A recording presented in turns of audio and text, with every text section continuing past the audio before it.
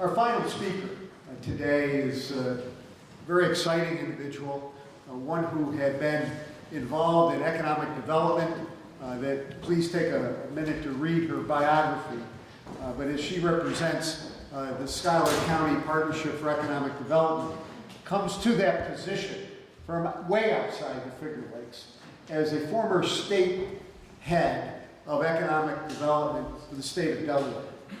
What a wonderful experience and what a wonderful skill set, experience level brought to Schuyler County.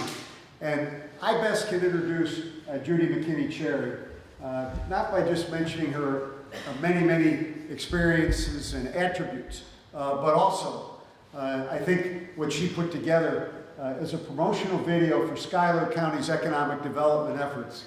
Well, I think it speaks for itself. Why don't we run the video?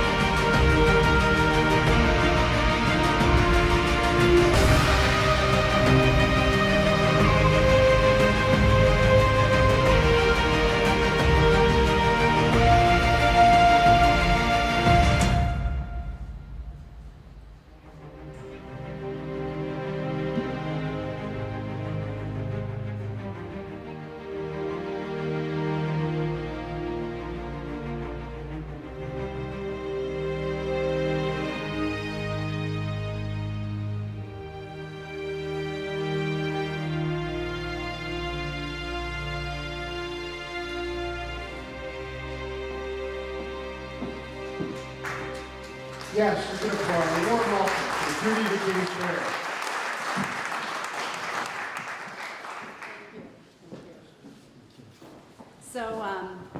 So like Paul, so first of all, Senator, thank you very much for the invitation to join the board and to be here today. Really appreciate that. And like Paul, you know, I came from another location, and I too shared the same sort of aha moment.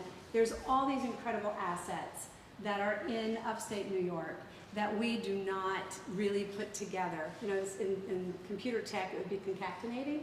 So we don't really put them together to actually have a greater goal or a greater good that comes out of this. And so what I found as soon as I arrived was that we had just a plethora of opportunity and just not really hitting all cylinders. And so the challenge that I have found is that those from the outside really, truly see the blessing that we have in all of the assets. And many of those who were born and raised here, they don't. They're so used to it that they just don't see what we see.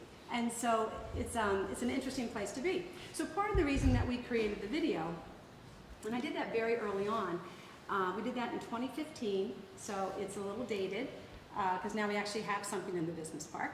But we created it for a number of reasons. One is that no one really knows where Schuyler County is, right? You just don't know. So the back of my business card, talk about promotion.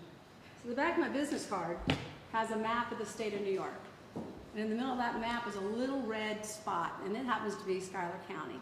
So when I hand my card to someone, and I hand it to them and say, this is where we are. We're midway between Niagara Falls and New York City. And I am 10 miles from Cornell, if you count the edge of my county. I'm pushing the limits, I know. I'm waiting for someone to say, Judy, that just isn't the case, you know, you're not 10 miles. But we are. And if we could claim Trumansburg, damn, we would. We would claim that in a heartbeat. So I think, like Paul, I saw this, and the video was done for a number of reasons. One, we wanted to give the local community something to be proud about. We wanted to do something different, that those who were born and raised here, those who their kids have left and are gone, we wanted to give them a video that they could take the link and send to their kids that are now CFOs and CEOs or maybe a high-level manager, so they could see what they're missing and come home, because that's what we have to do. We have got to get these kids back home, those who are successful that have some value add. So one was to use it as a way to sort of regenerate pride in the community, and then the other one was, how do we tell our story? And it's all about storytelling, and you're going to hear that, you know, if you've been to any sort of promotion related course or seminar, they're going to tell you, raise your hand if you've heard this, it's about storytelling. Now look, this is awesome. That means I'm telling you for the first time you've heard this. That makes me feel really happy. It means I'm doing something here. So it's about storytelling. And so what I was trying to do in this video, and actually interestingly enough, the gentleman who did this video for us, Brian Aiken, runs a company called Neon Cloud out of Texas. And he has done mostly southern states. He did do the Javits Center. He came and he said, Judy, usually when I go to do an economic development video, it's really boring. There's not a whole lot to show. It's usually just empty fields and a power station and rail. And he said, you have so much in this area that I have too much footage, and to try and condense it is really difficult. So we had to go through what were those major assets that if I only had 3 minutes to get someone's attention to tell them, who are we? What is the story we're trying to tell? I'm trying to tell a story. It's a great place to live. It's got a fabulous quality of life. It's clean. It's quiet.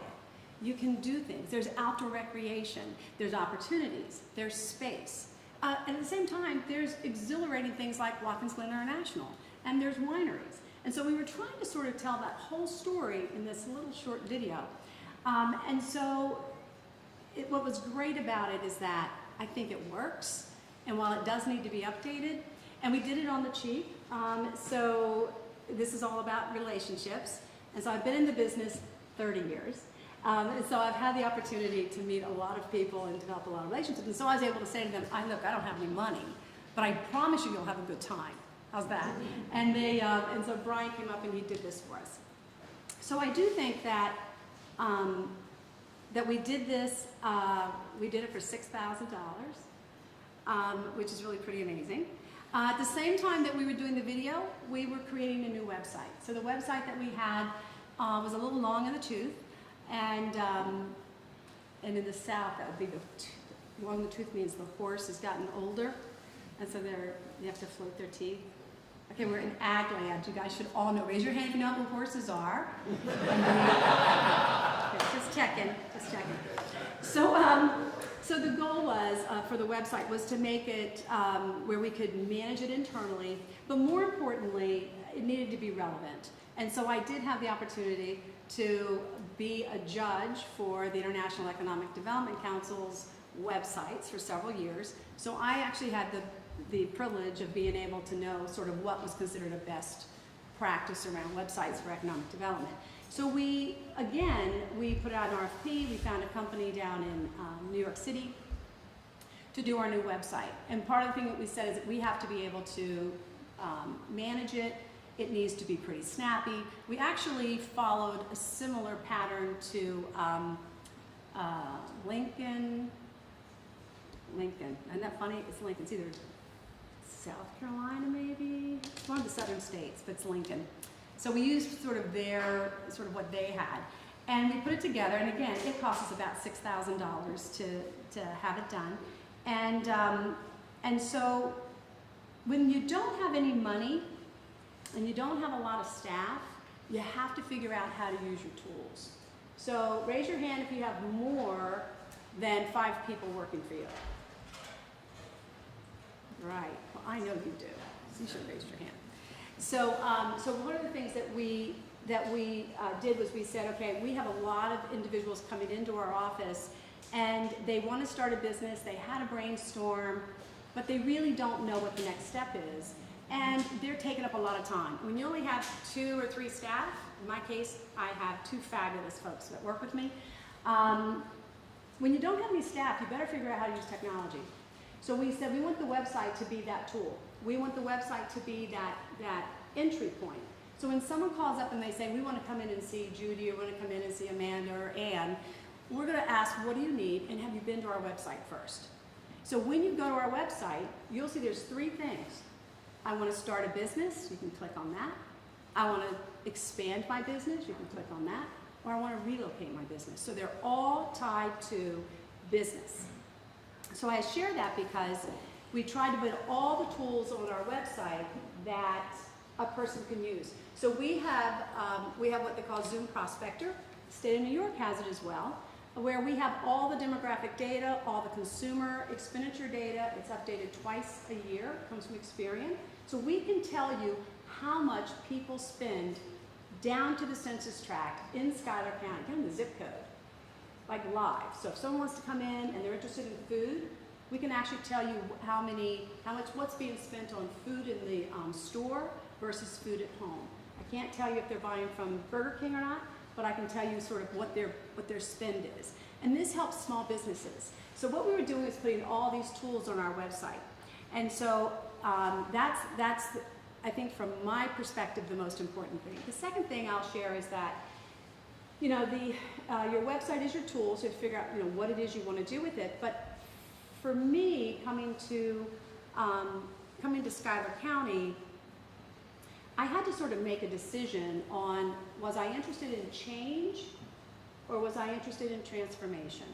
And what I would share with you is that when you're working at the highest level in state government, and I will say this, I've worked for 2 Republican governors, and I've worked for 1 Democrat governor.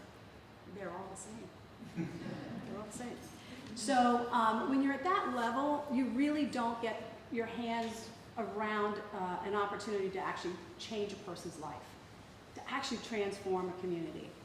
And so when I worked in the cabinet in Delaware, we were doing some pretty cool things, I'll just tell you. We did things 10, 15 years ago that are starting to see the light of day in other states. I decided in Schuyler County I wanted to be transformational. So the difference between change and transformation: change, you're taking your past and you're making it better, quicker, more efficient. You have an ER at the end, right? It's all about, but your construct is the past. So you're trying to be quicker, faster, more efficient, whatever, right? But you're bound by the past when you're making change. You stay within those boundaries. You're staying with what Cornell's always done, right? Transformation is where you say, you know what, we understand the past is there are some things that are important, but we're talking about breaking new ground and going into new places and doing things a new way. And so I'm really excited to hear about the Agritech Center and whether or not it really moves from just step change, that moves into a real change that you see, but you can look back and see where it came from, or whether or not we truly do have a breakthrough moment, kind of like a business that hits that J-curve, a breakthrough moment where you actually are in transformation. What I love about Locate Finger Lakes, I do believe, and I mean this is transformational. We can do this. It does take a lot of, I think it's gonna take a lot of like rolling up the sleeves and figuring out where we all play and what our strengths are, but I do not believe it's just change. I think there's an opportunity for transformation, and I really mean that. So I appreciate what you're doing. I think the fact that we have Wegmans headquartered in our region is not just a blessing, it is truly a gift that comes from the heavens. Wegmans has a reputation throughout the country. It's one that is the best place to work. It has the best reputation for quality. And the reason I say that is because the Finger Lakes, and I knew this when I was in Delaware, the Finger Lakes have a brand that, that we need to really capitalize on. The brand is that it's clean, it's pure, it's safe, it's wholesome, it's good.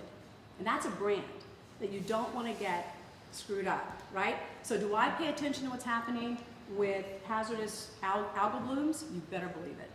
We don't want, so things that happen, this is a system, right? So this is not even my speech, I'm so sorry. We're also supposed to talk about promotion of websites. Anyway, I do believe it's important that we understand the full construct of what we have in our region, and we protect jealously every aspect of our economy, every aspect of our environment, and every aspect of our workers. And I think that's really, really important for us to do. Now I'm gonna get back to my talking points. So, technology. Technology is the only tool that can level the playing field between small rural communities and large cities. And I'm going to give an example, and I hope Heather won't egg me later. So Watkins Glen went after the DRI, and we went after it twice.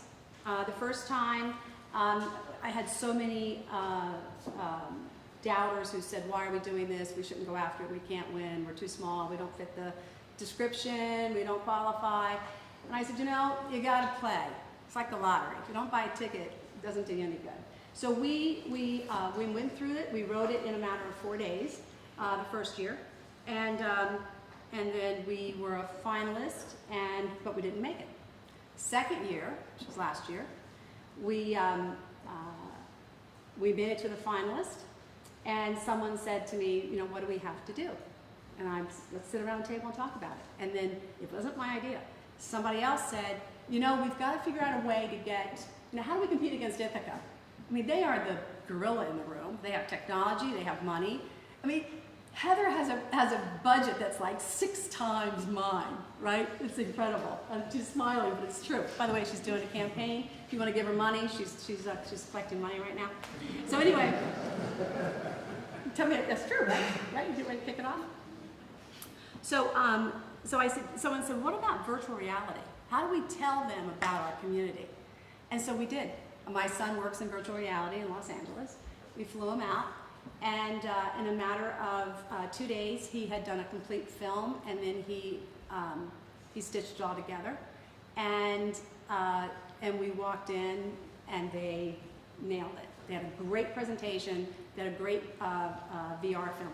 The VR film is on YouTube. You can go and experience it. I should have brought the Google cardboard box and the headset with me. But my point of saying that is that in economic development, it's not just get busy living or get busy dying. It's about using every tool in the toolbox. And so right now, most economic development organizations are still stuck in yesterday. They're still in 2D. They're still doing print. Not that there's anything wrong with print. I do it myself. But it's really about how do you get the eyes to look at you? And if you're talking about going after someone who's an entrepreneur, you better have the same technology set that they have. If you're going after young entrepreneurs, you better be on Instagram. You know, and so I only say that because we were successful with, we were very successful with the DRI, and we're working on that. So, Facebook. Who's on Facebook? Raise your hand, I know you're on there. All right, raise your hand if you're on Facebook. Thank you.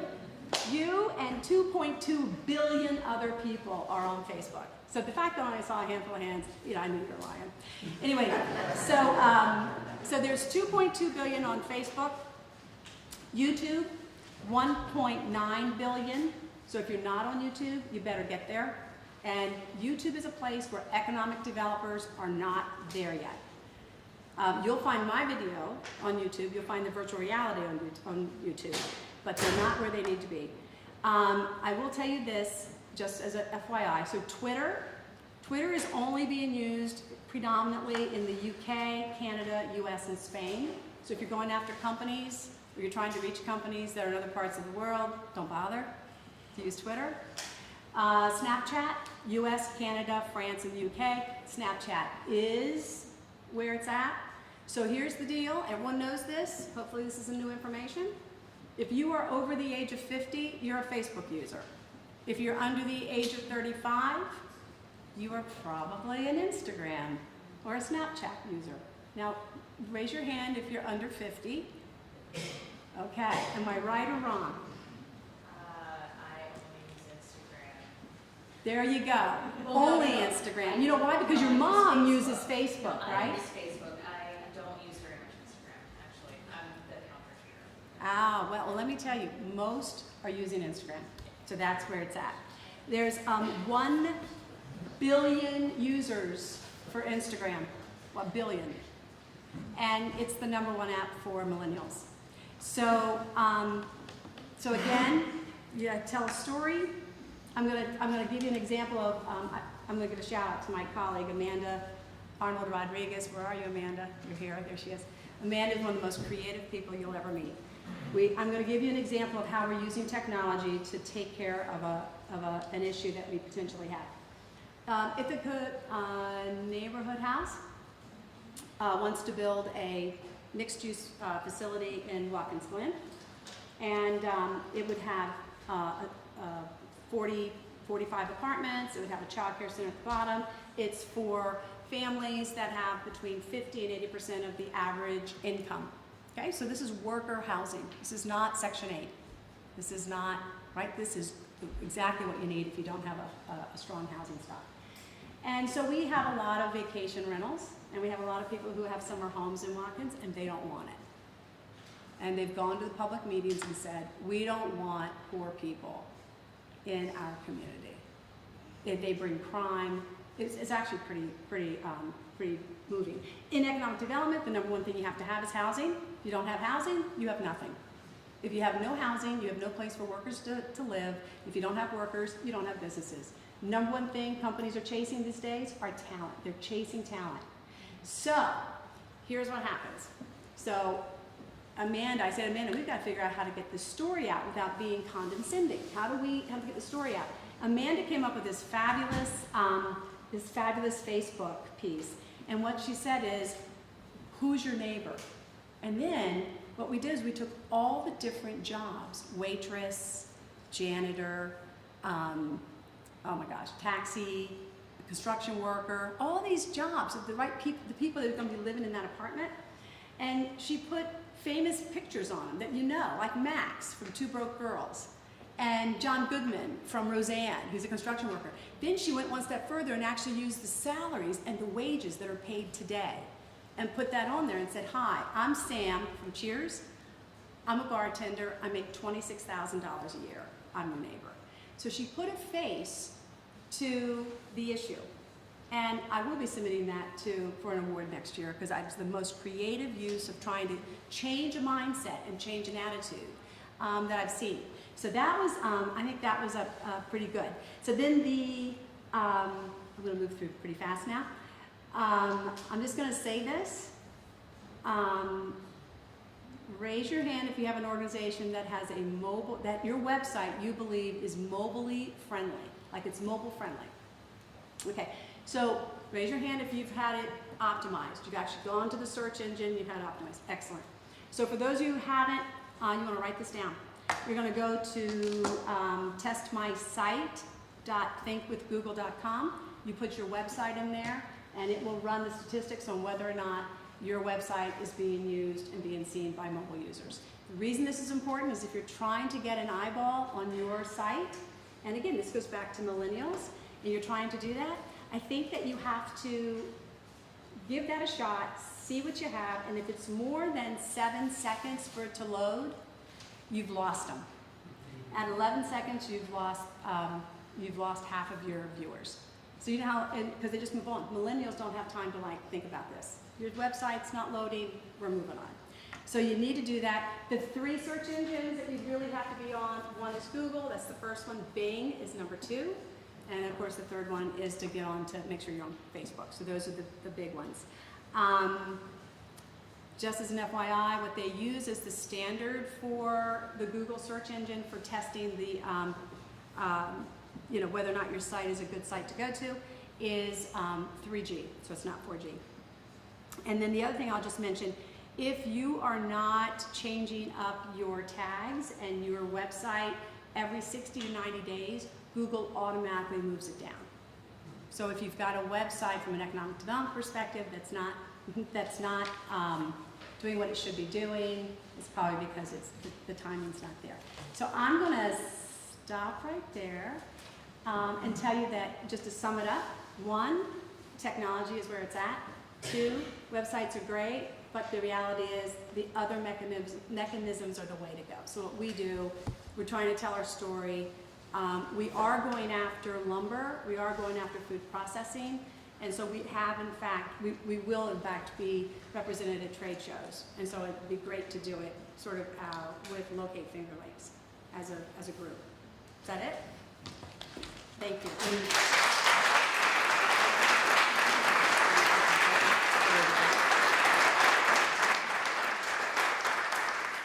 Thank you, Judy. Any questions? Have you gone to trade shows? So the answer for me personally, absolutely. So I've been to Bio, I've been over to Europe. Position? In the position at Schuyler County, I have not. This will be sort of a first for us. And I'll just say this. So in Schuyler, there's a perception that we are all about tourism. In the actuality, the GDP, which is what I look at, is actually being driven by food processing, lumber, and salt. So who do I want? I want McCormick. Who do I want? I want a medical device company that's using salt in their saline solution for IV bags. That's who I want. So it's a little different than, so it's using the asset that we have, which is what you do, to actually attract in the company that you want. Yeah. Excellent. Thank you. Judy, thank you very, very much. Another round of applause.